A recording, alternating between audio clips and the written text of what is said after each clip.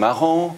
Donc, on a un peu évoqué votre parcours d'entrepreneur. Vous avez créé une dizaine d'entreprises dans votre vie, toujours dans les secteurs de la communication, de l'exposition, de l'intermédiation. Vous avez organisé des grandes expositions internationales au Sénat, et vous avez voyagé un peu partout dans le monde, et finalement à 60 ans vous créez une start-up Nudgy, hein, c'est ça, c'est Nudgy, et on a un peu évoqué les caractéristiques de Nudgy.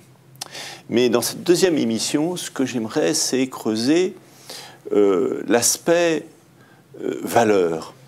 Alors, bien évidemment, création de valeur, mais plus profondément, au sens éthique et moral, avoir des valeurs. Quelles valeurs on active? Et ça rejoint un sujet qui nous est très à cœur, qui est l'éthique.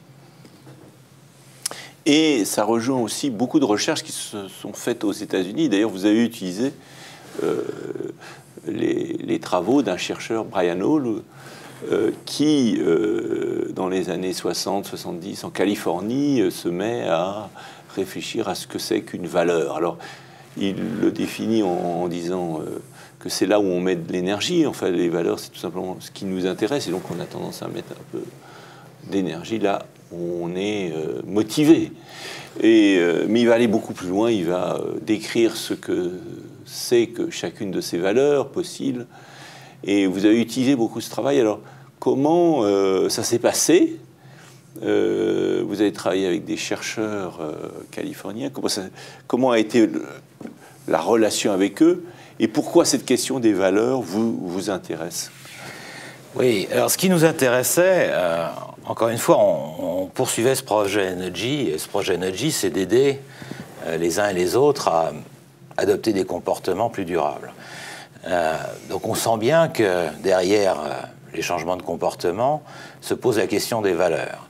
Donc effectivement, je me suis intéressé à ce sujet et j'ai rencontré effectivement un certain nombre de gens travaillant sur ces sujets. Cheryl et Kenton, notamment. Donc principalement Cheryl et Kenton aux États-Unis, qui sont donc de l'école de Brian Hall.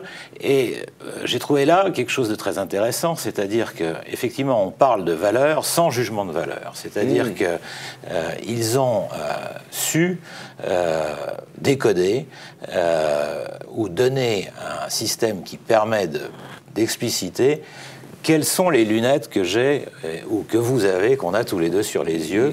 Et les valeurs, finalement, c'est là où nous mettons notre énergie. Et notre système de valeurs, c'est ce qui fait qu'on nous percevons la réalité chacun d'une façon légèrement différente et que nous impulsons nos comportements de façon aussi différente, puisque les mêmes choses ne comptent pas de la même manière pour l'un que pour l'autre. Alors, à partir de ce travail... Alors, pourquoi c'est important pour un site comme vous? Alors, c'est important parce que comprendre quel est le système de valeurs, quel est notre système de valeurs, permet de comprendre... de comprendre sur quel levier on va jouer pour faire évoluer nos propres comportements ou rentrer en contact avec les comportements des autres.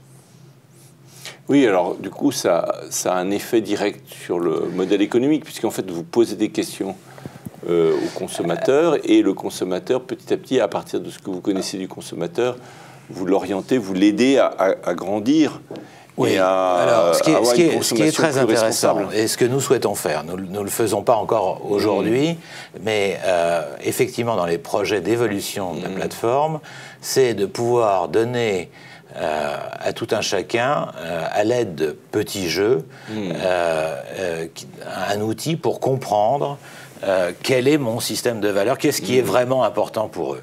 Et ce qui est vraiment important pour eux, c'est finalement ce qui correspond le plus souvent à leurs aspirations les plus profondes. Et ceci nous permet de faire un profiling du consommateur par rapport à ses aspirations et non pas par rapport à ses parcours sur Internet, comme le fait le Big Data.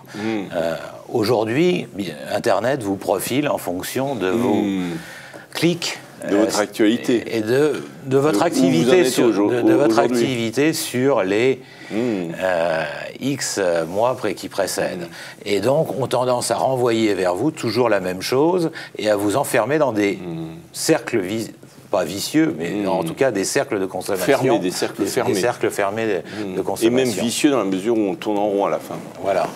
Et tout l'intérêt de ce jeu sur les valeurs, c'est de dire, finalement, ce qui vous importe vraiment, c'est ça.